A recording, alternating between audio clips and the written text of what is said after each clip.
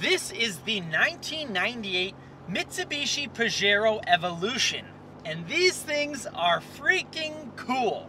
The Mitsubishi Pajero Evolution wasn't just some SUV modified to go racing. I won't dive too deep into the history of the Pajero Evo, but I'll include a link to a video I just did where I talk a little more in depth about the history and how the Pajero Evo came to be. The short story is, Mitsubishi needed to homologate or build road-going versions to be sold to the public of their new Pajero design they were going to use to race in the Dakar Rally. So, this is one of those 2,500 road-going versions built in order for them to race. It worked so well that Mitsubishi claimed an incredible 1-2-3 finish in 1998, not just in class, but the race overall, which is incredible. The Pajero Evolution is powered by the 6G74, which is a 3.5-liter, 24-valve, dual overhead cam V6 engine with MIVEC, or Mitsubishi Innovative Valve Timing Electronic Control, and a dual plenum variable intake. And this one has a cold air intake on it, so it sounds even cooler.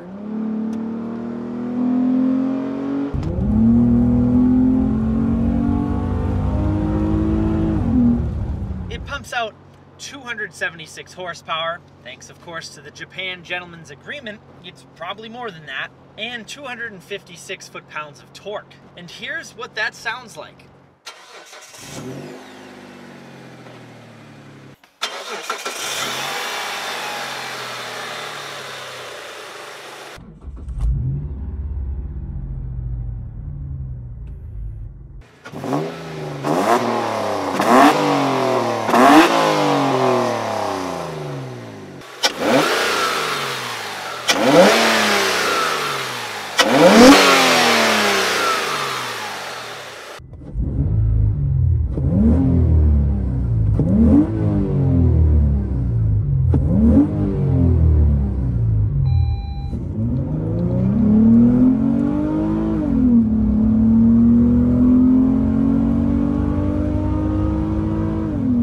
That power is sent to a modified 5-speed automatic transmission that is shiftable, and then to either the rear wheels or all 4 wheels through Mitsubishi's Super Select 4-wheel drive system. It has 2 high, 4 low, and 4 high and 4 low could be used with a locked or unlocked center differential. You can even put this thing into 4-wheel drive, doing speeds up to 50 miles an hour. Mitsubishi yanked out the regular Pajero's live rear axle. The Evo instead was given multi-link independent long travel suspension, bespoke to this car.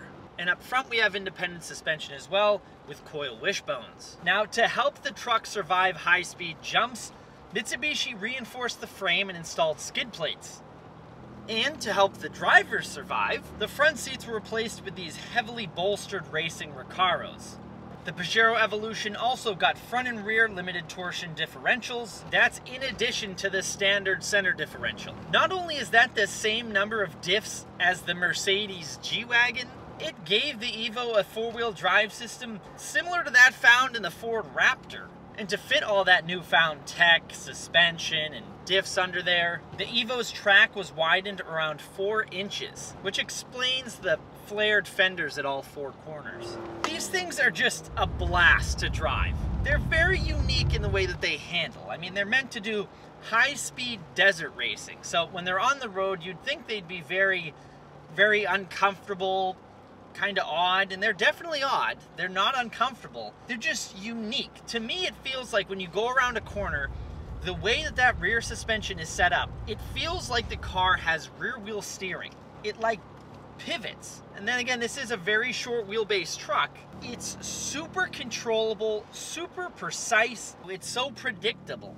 Now, this Pajero Evo is mostly stock, with the exception, as I said, of that cold air intake and these OZ racing wheels. Now, this Evo does have just 101,000 kilometers on it, or only 63,000 miles for you American folks. Thank you guys very much for watching.